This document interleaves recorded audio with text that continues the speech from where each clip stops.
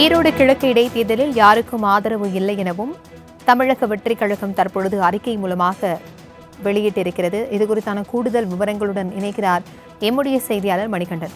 மணிகண்டன், தற்பொழுது தாவேக கட்சி சார்பில் வெளியிட்டுள்ள அறிக்கையில் என்ன குறிப்பிடப்பட்டிருக்கிறது? விவரங்கள்.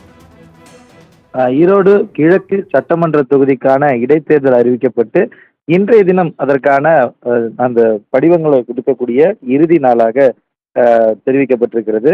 இந்த நிலையில பல்வேறு கட்சிகள், அதாவது திமுக மற்றும் நாம் தமிழர் கட்சி தவிர்த்து பிரதான எதிர்க்கட்சிகள் அனைத்துமே தேர்தலை புறக்கணித்திருக்கிறது. இந்த நிலையில தமிழக வெற்றி கழகம் இந்த இடைத்தேர்தலில் கட்சியுடைய நிலைப்பாட்டை கட்சியின் பொதுச் செயலாளர் அறிக்கையின் மூலமாக தெரிவித்திருக்கிறார். அந்த அடிப்படையில ஈரோடு கிழக்கு சட்டமன்ற தொகுதிக்கான இடைத்தேர்தலில் தாங்கள் போட்டியிடவில்லை என்றும் எந்த கட்சிக்கும் தங்களது ஆதரவையும் தெரிவிக்கவில்லை என்றும் வெளிப்படையாக இந்த அறிக்கையின் மூலமாக தெரிவித்திருக்கிறார். அது மட்டுமல்லாமல் 2024 ஆண்டு பிப்ரவரி 2 கட்சி தொடங்குவதற்கான அறிவிப்பின் பக்கங்களிலேயே அக்கட்சியுடைய தலைவர் 2026 ஆண்டு சட்டமன்ற பொதுத் தேர்தலில் போட்டியிட்டு வெற்றி பெற்று மக்கள் பணியாற்றுவது அவர்களின் பிரதான இலக்கு என்றும் இதற்கு இடைப்பட்ட காலத்தில் வரக்கூடிய இடைத்தேர்தல் உட்பட்ட எந்த ஒரு தேர்தலாக இருந்தாலும், உள்ளாட்சி தேர்தலாக இருந்தாலும் தாங்கள் போட்டியிடவில்லை என்பதை தெரிவித்திருப்பதாகவும், மேலும் தமிழ்நாட்டில் ஆளும் அரசு ஜனநாயக மரபுகளை பின்பற்றாமல் தங்களின் அதிகார பலத்துடன் பொது தேர்தல்களை காட்டிலும்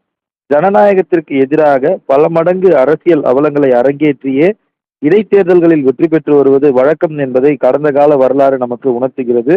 அந்த அடிப்படையில விக்கிரவாண்டி இடைத்தேர்தல் போலவே வரக்கூடிய பிப்ரவரி 5 நடைபெற உள்ள ஈரோடு கிழக்கு இடைத்தேர்தலையும் தமிழக வெற்றி கழகம் புறக்கணிப்பதோடு எந்த கட்சிக்கும் ஆதரவில்லை என்பதையும் கட்சியின் தலைவர் அவர்கள் உத்தரவின் பேரில் கொள்வதாக செயலாளர் என் ஆனந்த் அறிக்கையின் மூலமாக தெரிவித்திருக்கிறார். தகவல்களுக்கு நன்றி மணிகண்டன்.